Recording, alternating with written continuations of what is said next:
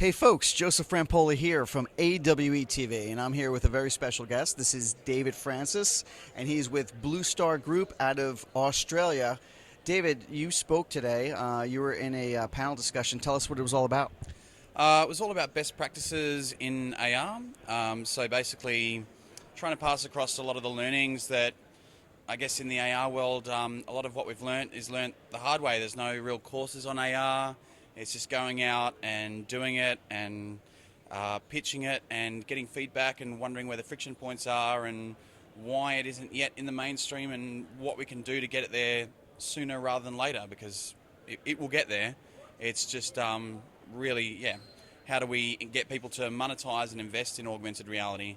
And what I was basically positing was that for brands, which I mostly deal with in marketing and advertising, it's about finding business outcomes and then working back from there. And also not talking in terms of just one campaign, talking in terms of what does campaign number 4 look like.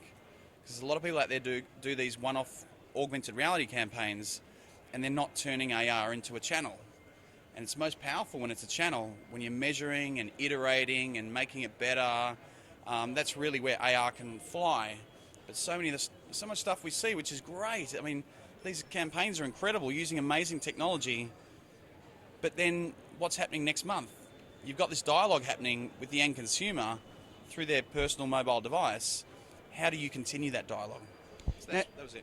You were telling me yesterday, we were talking about your company and how they kind of control a lot of the media market. So if I'm correct, augmented reality is a big piece of this. If you guys are controlling a lot of that market and now you start to really do interactive, types of augmented things that are popping out and providing incredible information, I mean, this is a great opportunity for this to take place.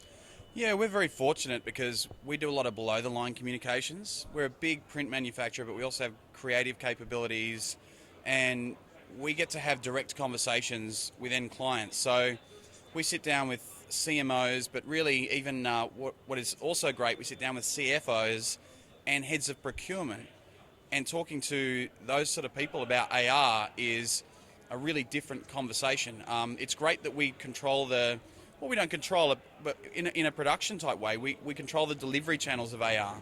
Because for now, a lot of people are trying to do amazing stuff with SLAM and markerless augmented reality, and we'll get there. There'll be depth sensing cameras, they're all coming. But for now, print is the most robust way to do augmented reality. But also, print is an amazing ready reckoner.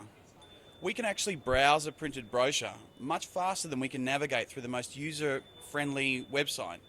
We can find very quickly what we want. In fact, it's the first user interface that we ever learn when we're like 2 years old, is how to turn a page and how to keep our place. So once you get to that page, how can you then access more? And in that more, how can it use augmented reality? How can it actually cause someone to move? Because when people move, that's when they become spatially aware. That's when fight or flight mechanisms kick in. And that's when the story that you tell in the AR space can actually be ingrained into their subconscious.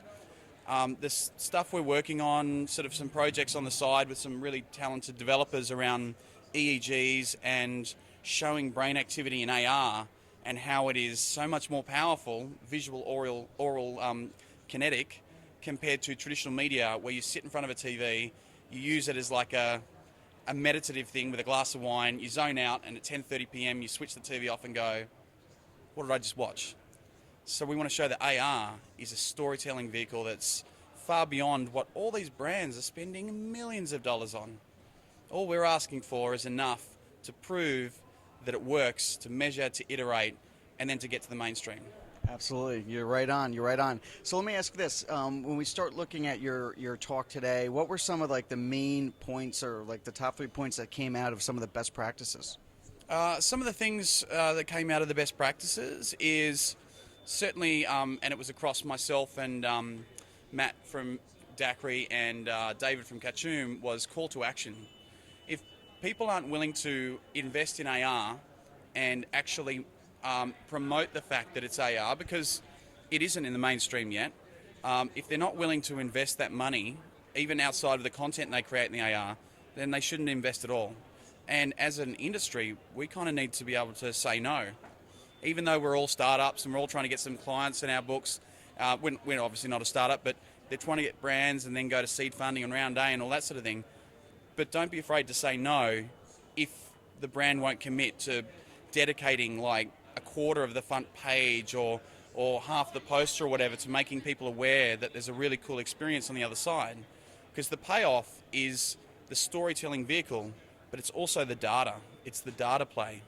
Because if you in AR, we can measure things that you cannot measure through any other media channel. We can measure, they talk about eyeballs in media, but in augmented reality, it is eyes on device screen on graphic.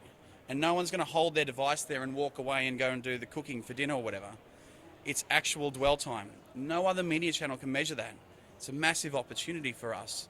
So for us, it's so that data play is really important. I was also saying in that data play, be careful, like know how you're managing your data, have some really strong privacy policies, but also, as I sort of mentioned before, cause people to move, use things like proximity, use things like focus, where people can bring things up in the augmented experience by focusing it.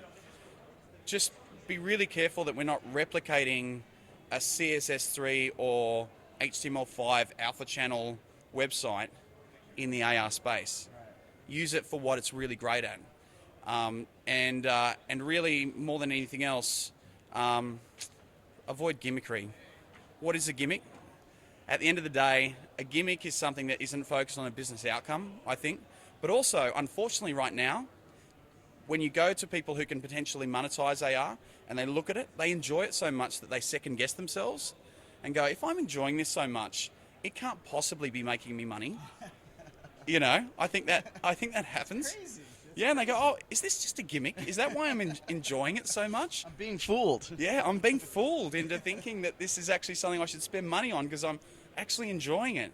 It's weird. So a lot of what we do as best practice right now is we always come at things really hardcore from a utility basis.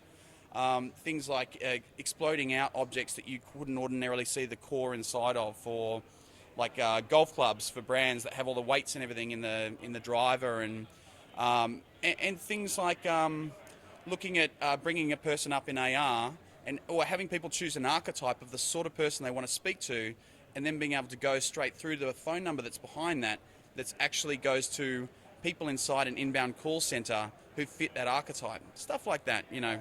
Really utility based. Awesome, man. Well, listen, I can't wait to see it on YouTube, or I can't wait to see your presentation when it's posted on the website. But best of luck to you. What is the easiest way for people to get a hold of you, David? Easiest way is to contact me, david.francis@bluestargroup.com.au.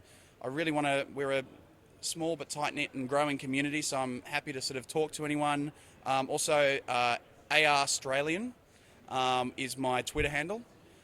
So yeah, please reach out. And also, thank you to you, Joe. Like, AR Dirt's an awesome podcast that I often listen to on the beach in Bondi. So yeah, I love it. We also have a big Australian group that has come out here, and it just seems with a mafia. It's the Australian mafia. No, there's a group that is continuing to grow, and I think also too, as friends like such as Tim Gentle, who's here from Australia, also are trying to build together and create these AR meetups that are also in Australia. And I think they've had a presence in that want to continue to build it. So it's so obvious how much passion you have for augmented reality, and it shows. And you're right on. And this is such an important thing. And I think the other message too, David, is that even if you get hooked on AR now, it's not too late. You can get on the bandwagon right here, right now. So it's exciting times, right? Yeah, it's exciting times. Just get on YouTube and watch all the videos. And even if you're not a coder, I'm not a coder, just like get knee deep in it and absorb it organically.